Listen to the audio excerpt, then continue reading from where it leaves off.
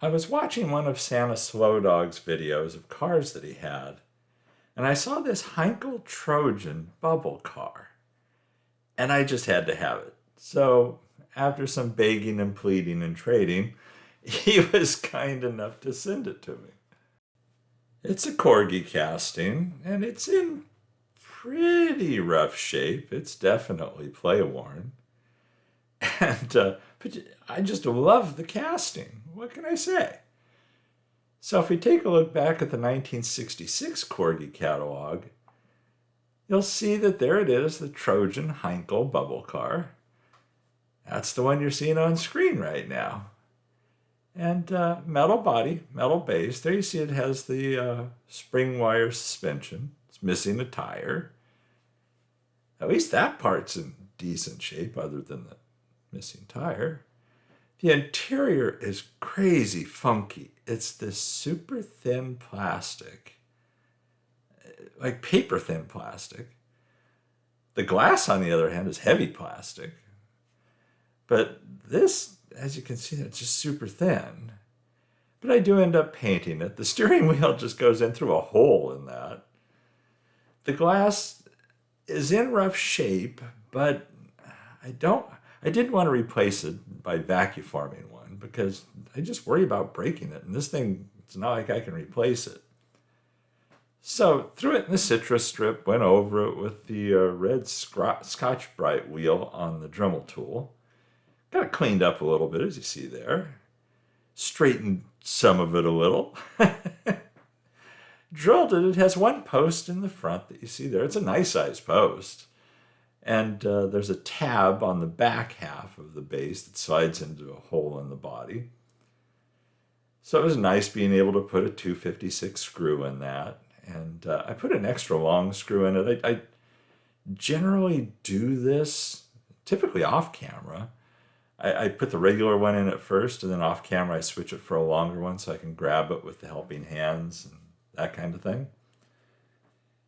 But looking at it, yeah, there's some casting lines. So I actually spent a surprising amount of time for such a small casting and such a round casting. And in the end, I kind of feel silly for how much filing I did on the license plate area because I end up putting a decal with a license plate there. But there's no harm in making the metal look good. So, I worked at that and as you see, did quite a bit of filing. That has a fabric top. It has a soft top on the actual car. And so they tried to recreate that. But it did have some very rough edges to it that I had to take down a little bit. And, around the windows, that kind of thing, just, smoothing things out, getting them looking a little bit better, hoping that the paint will go on well. That's always a concern.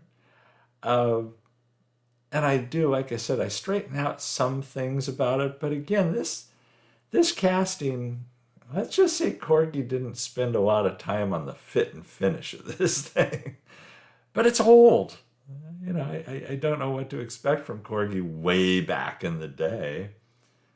I do understand they made this casting for quite a number of years. So that's kind of cool. I wonder about the newer ones, what they look like. As I said, this has a metal body, metal base.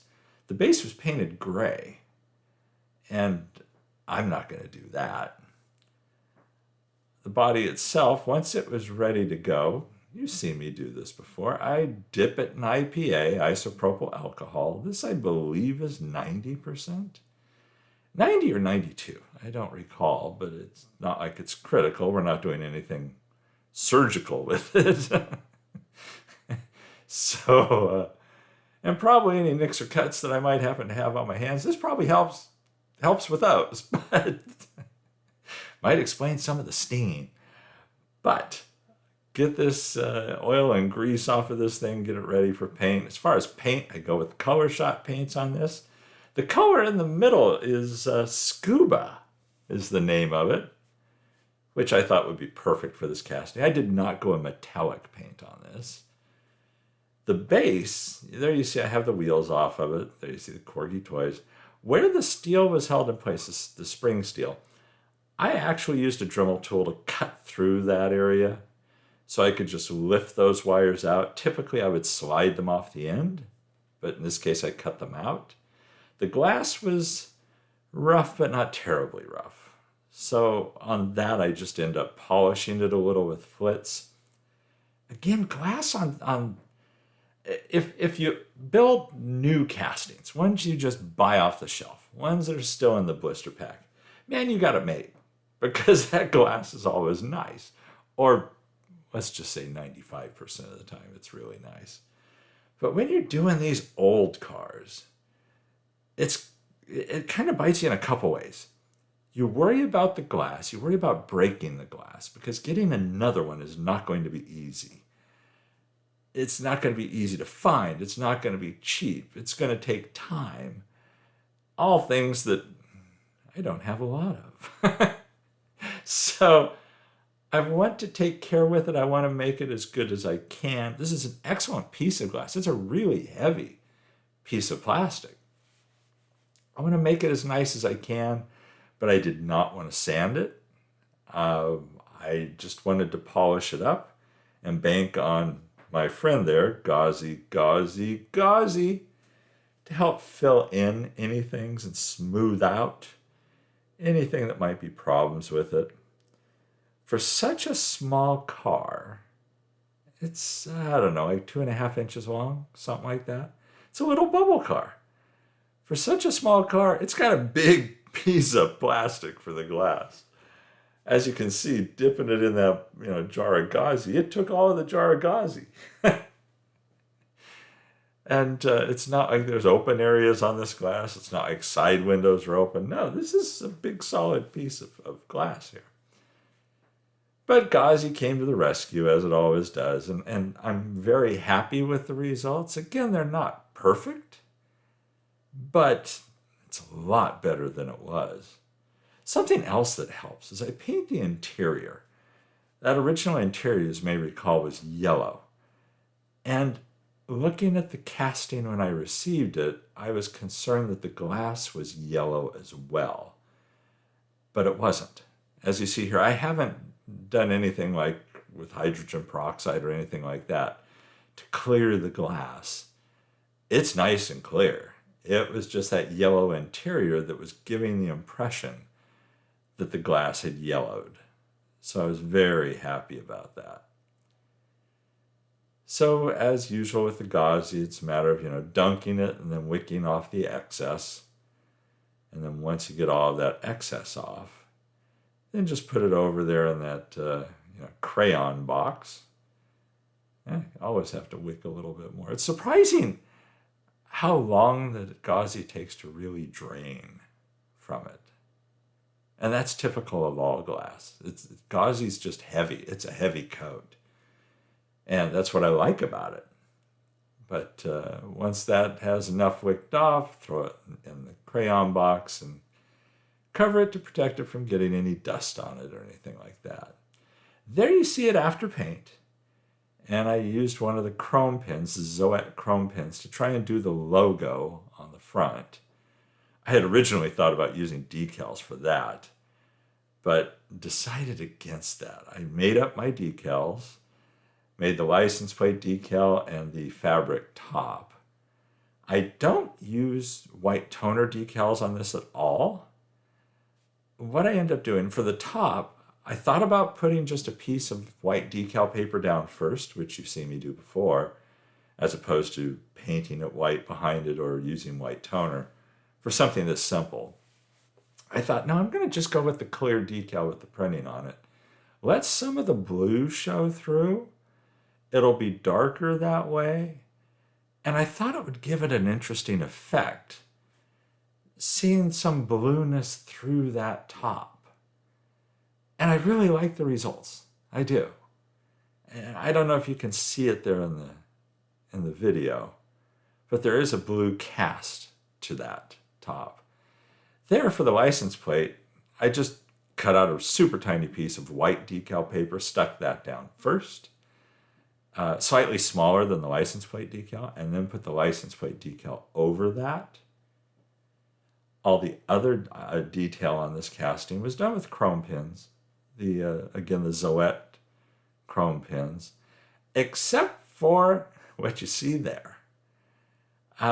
For those trim pieces on the side, I actually used bare metal foil. I cut super thin strips of bare metal foil and just adhered those to the sides. Really happy with how that worked out too. Thought about trying to scrape it with an X-Acto knife. Problem with that was those sides weren't consistently raised enough, at least in my feeling, to get a good result from scraping it. There you see the base after I've painted it matte black.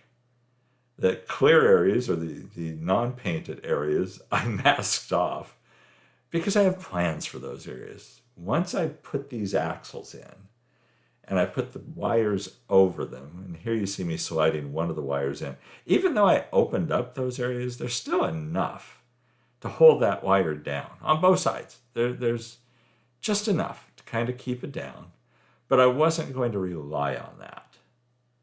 And so I get both wires in place. Let's see, I think I show most of that. Yeah, there we go. And you can see this one's giving me a little difficulty. But once I had those in place, set it on top of a small jar, and then I put just a touch of CA glue on each one.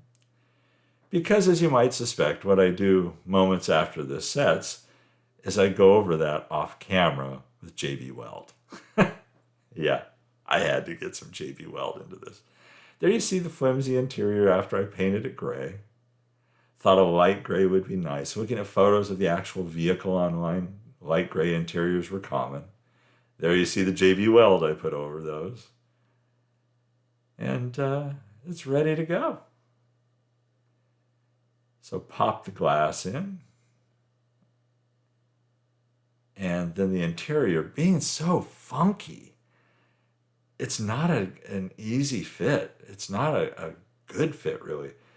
There is a little notch area that the back fits into. And if you look at the back right there, it fits into that spot. And that's it. This isn't an elaborate interior. And then the base, there's the tongue that goes into the notch in the back and the one post in the front. I did clean up the wheels with the Scotch-Brite pad. I did get a replacement tire for the one that was missing. I tried O-rings.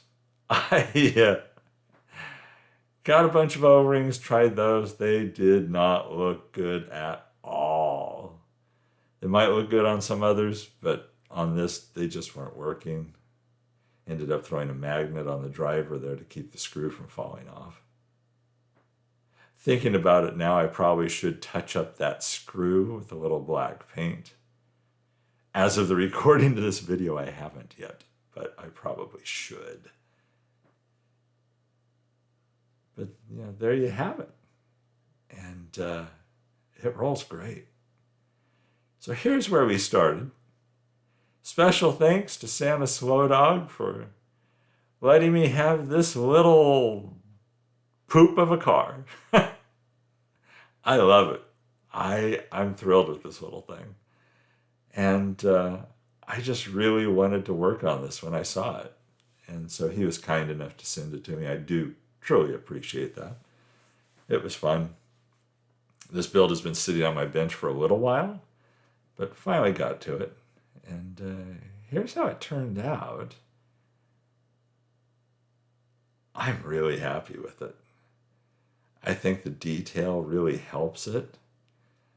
The Flying H logo on the hood there, or on the, I don't know, what would it be? The front bonnet?